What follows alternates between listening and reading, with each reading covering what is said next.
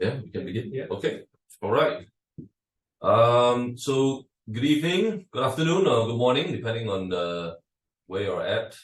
This is Colonel Tan Shen Yang here. I'm the commander of the Cyber Defense Group of the Digital and Intelligence Service from MINDEF Singapore. And with me right here, I have Prof. Aditya, and I think together we are here at the closing ceremony of the 7th International Critical Infrastructure Security Showdown 2023. So before we go on, I'll let Prof. Aditya give us a quick intro on yourself. Okay, yep. Thank you, Colonel. So as some of you may know, I'm Aditya Mathur. I have been doing this closing ceremony for quite a few years now. This year, I am doing it because our newly appointed Center Director, Professor Jianing, is off to another meeting. So first of all, I must thank MINDEF for participating and working with us closely in this CISS, this year's CISS, as they have done in the past also. I will now let Colonel go ahead with a few slides before I jump in. All right. So there we have just 3 simple points. I think one is, of course, extend our appreciation to those who made this possible. We'll take a quick look into some of the data collected during the showdown. And I think the most important part is the last one, right, where we will be announcing the winners for this year. Yes. All right. So, but first and foremost, so thank you, all right, to all the members, not just those of you who participated, of course, also those that made the whole network, the environment possible. The IDS teams, right, those who deployed some of these systems that helped inform us in terms of how noisy some of y'all were, and we will see some of these results later. Then, of course, judges, right, and then the organizers.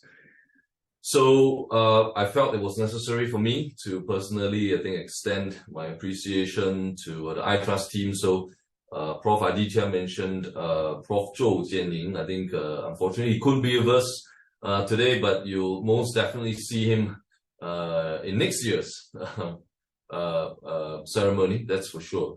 Other than that, I think iTrust has really helped us anchor a lot of the work in terms of not just the administration part, but the entire planning, testing, setup, right, all the way to the engineering side of the house, as you see those folks below us. And I think a special mention goes to Francisco for architecting a lot of the network, as well as Mark as well. I think so. I think the two of them deserve some special mention there. I think they are the key ones who really helped us put all of this together.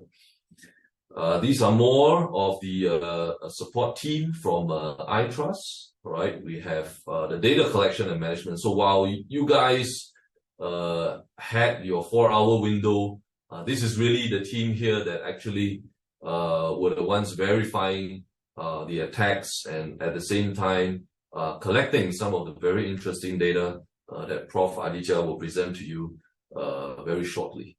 And so with this, I just want to express my sincere appreciation to iTrust. Thank you. Thank you again for another good year. Thank you. So I must point out some of the key guys who are from MINDEF, or I would say key officers who are from MINDEF. Of course, Colonel Tan Shen Yang has been with us now for a few years. For 2 years, yes, fantastic. And I'm very happy to be with him again at the closing ceremony. Last year, I was with him at the opening and closing ceremony. Yes. So I'm glad that we are back again in this opportunity. ME6 William Teo has been with us for quite some time. Yeah. He is one of our key interfaces between iTrust and MINDEF. And he has been working with us in CISS, in its organization. Every aspect of CISS he has been involved. Plus, he also works with us on a few other exercises, especially with NATO and another MINDEF exercise named SIDEX. So, William, thank you very much.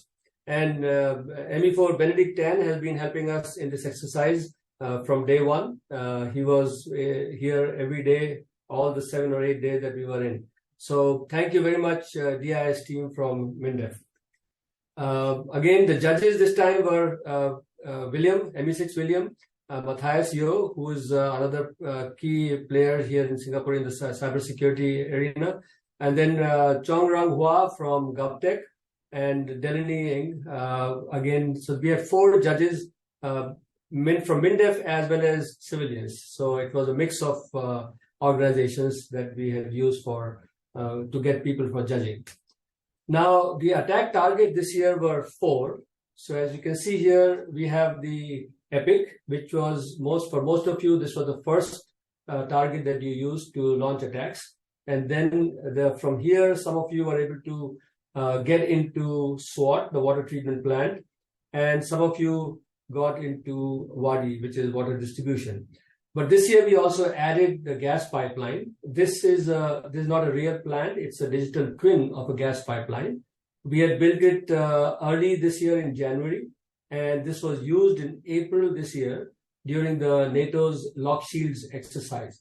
Some of you may know that we have been using for the past, in 2021 and 2022, we used a similar digital twin for SWaT at the NATO exercise. But this year, we use the gas pipeline, and next year, again, we'll be using the gas pipeline.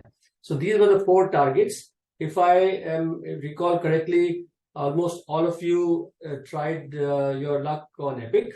Some of you tried on gas pipeline, and a few of you, most of you actually tried also on SWaT, but I believe no one was able to get into WADI.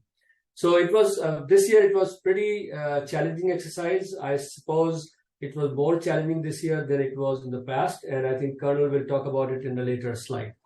This picture that you see is our monitoring room which we call a CyberX, and you can see quite a few systems set up here, which are getting live data from all the red teams, live data from our plants, all the 3 plants and the digital twin. And what you cannot see here somewhere on this side are all the interns sitting here who are observing what's happening to the plant and how the red teams are performing. So this was quite a major exercise for us in terms of 7 days of almost non-stop work, and prior to that, a few months of intense planning. Now, let's come to the data here. So as you see here on the left, this year a total of 303 people participated in the exercise as compared to 145 last year. So it's a major improvement in terms of the number of participants. Of these 303 participants, 253 are members of the red teams, 12 are the members of IDS teams. IDS teams are those, as Colonel mentioned, these are the intrusion detection systems or process monitoring systems that were deployed by different companies, including iTrust. And there were 38 members for the green teams, mostly from iTrust.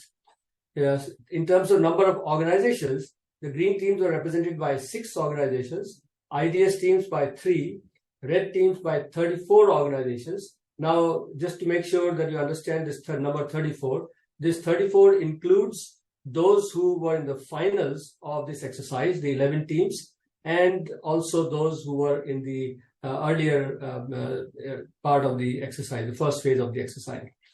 There were 9 organizations that were academic, 22 industry, and 12 from the government. Nearly each one of these items, the number of organizations has increased from last year. Now, let me give you some summary here. So we have data collected for about 44 hours. We have about 287 gigabytes of IT data, which is the PCAP data collected. And then we have about 5.5 gigabytes of OT data that is collected from the historian. Now, for those of you who signed up at the beginning and who have agreed for their data to be made public, we will make it public. And the reason why iTrust is keen on making this data public is because it helps a large number of researchers all across the world in their research. Just to give you an example, just about a week ago, we had about more than 10,000 downloads of the data that we have collected since 2015. And these downloads came from more than 4,500 researchers across 83 countries in the world. So iTrust has made a significant impact all over the world with the help of the data that we have, and we make it public. Also in terms of the test bed that we have, that people are using from all over the world, pretty much from all over the world. And then also our own researchers, some of whom do their PhDs from here and go out and work in other organizations. So iTrust has been, over the last 10 years, it has made a significant impact in the critical infrastructure cybersecurity domain all over the world.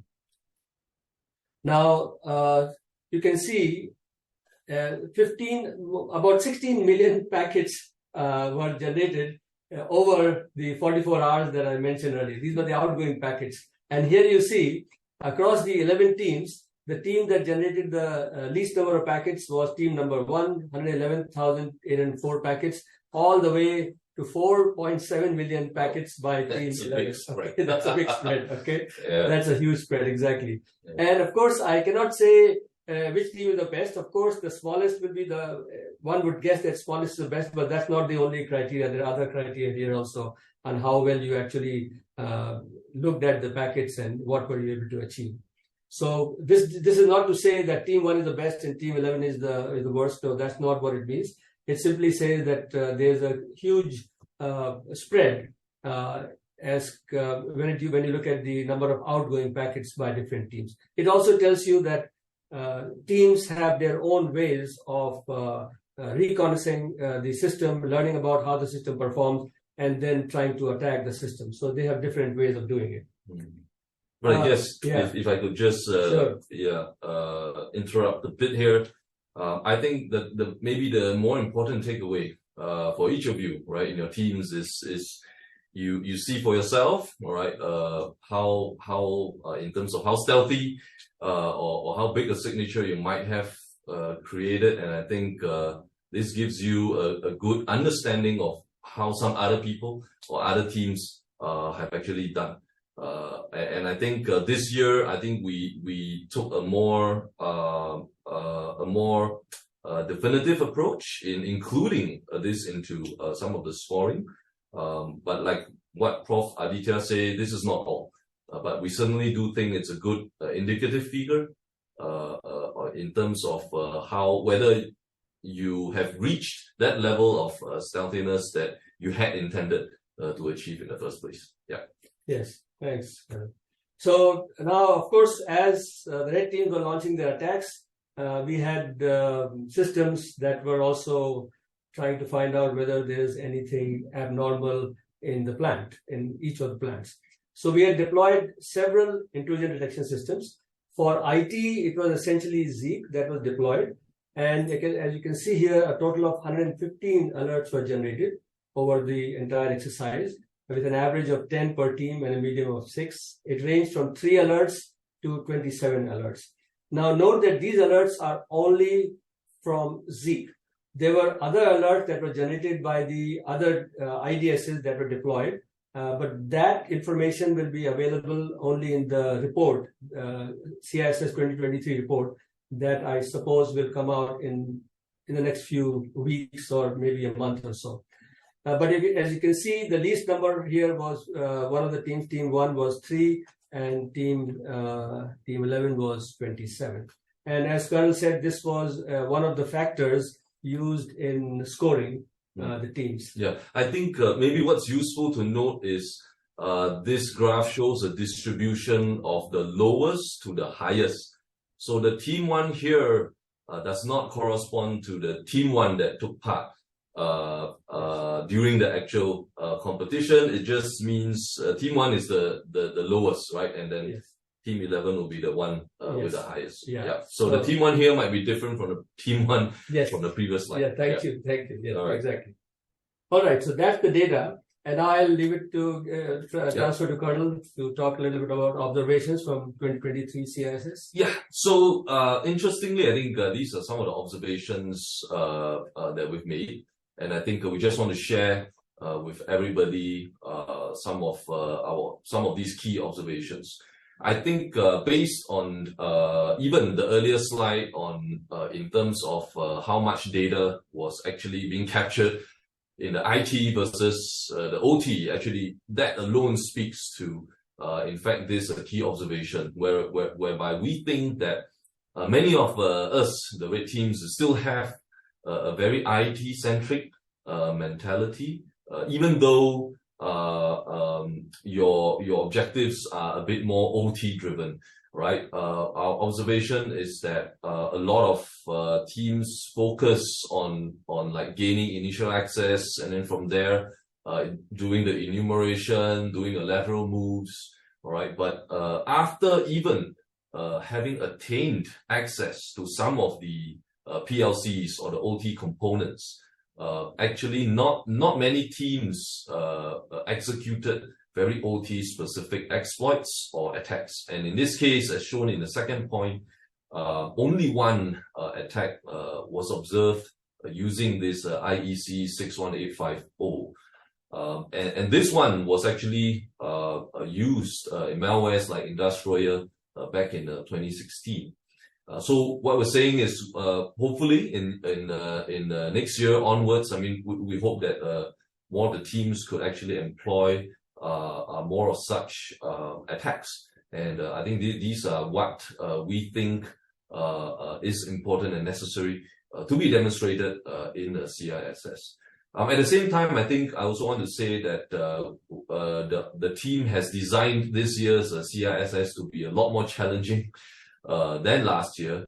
In a way, they kind of like hid the SWaT and the WADI testbeds behind the EPIC testbed, which explains why everybody had to have a go at EPIC before they could actually reach the water-related testbeds. I think this, in a way, was unfamiliar ground to many of the red teams. Yeah, I think the lesson here is do spend equal amount of attention across the various test beds, so that regardless of the way the network is designed in future, you will be ready to score the points and to win the competition.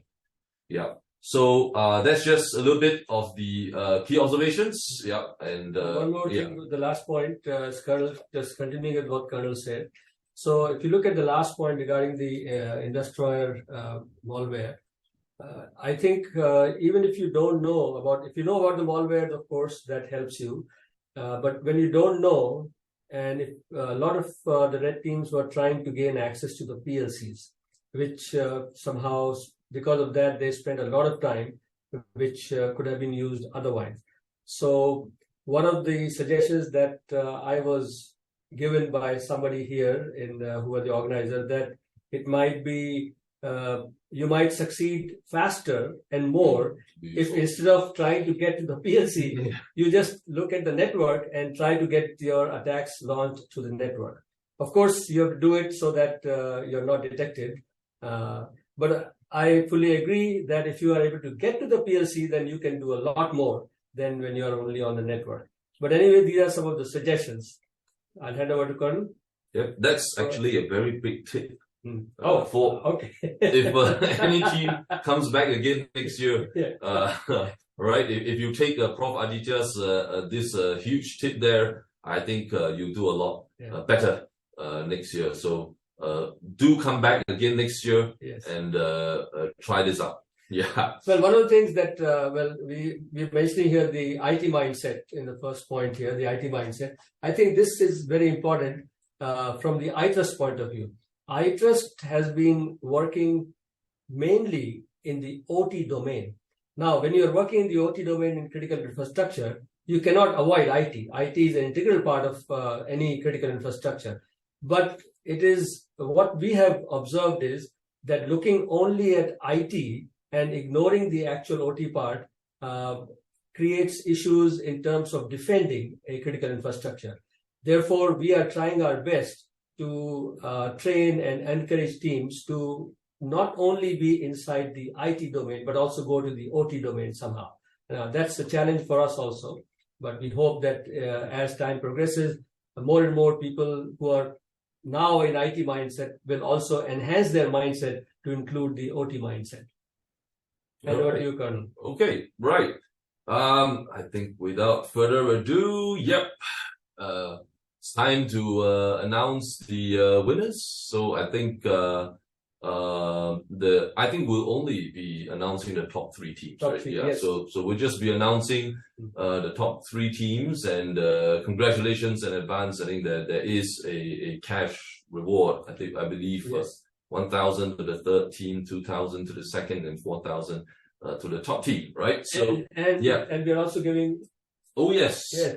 I think Francisco showed this previously at the opening ceremony. So this very, very limited edition coin, which I personally thought was extremely beautiful. Yeah. All right, and these will also be awarded, right? So, all right, let's see. So on the coming in third place with a total score of 333, and 3 signatures. That's like so many 3s there, right? And a packet count of a little bit more above 450,000. We have Team Open Eyes. All right, congratulations, Team Open Eyes. And in the second place with a total score of 412, 11 signature detections, and over 4.7 million packet counts, we have Team A. I'm not sure how to read this, but it's ADF CSA. Congratulations. So there you see, even though I think the second team had considerably more packet counts, but they still took the second spot over the third team. Okay, and for the top team, with a total score of 412, so it's pretty close. All right, 14 signature detections with a little less than 400,000 packet counts. We have, all right, Team Undecided. So this is the team decided to call themselves Undecided. It's not that we have not decided on the top team. We have, and the team name is indeed called Undecided. So congratulations to Team Undecided, ADF CSA, and Open Eyes. Congratulations.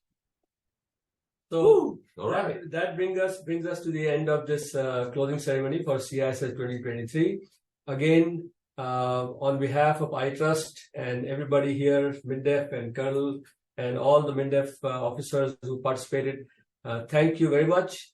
The red teams, the green teams, and everyone, thank you very much. We hope you will continue to participate in these exercises. And we want to make sure that we make these exercises even better and even more challenging. Yes. Thank you very much. Thank you. On behalf of, I think, iTrust and the MINDEF, I think we hope this has been a very enriching experience for all the participating red teams. We hope you have taken away valuable lessons and some of the tips as well that we mentioned, and so that when you do come back next year, you can actually put some of this into practice, and I think try to do better than how you have already done this time around. We should be communicating all the results in terms of the number of points that each team has gotten for your performance, so you will know, and we encourage you to come back again next year and try to better yourself. So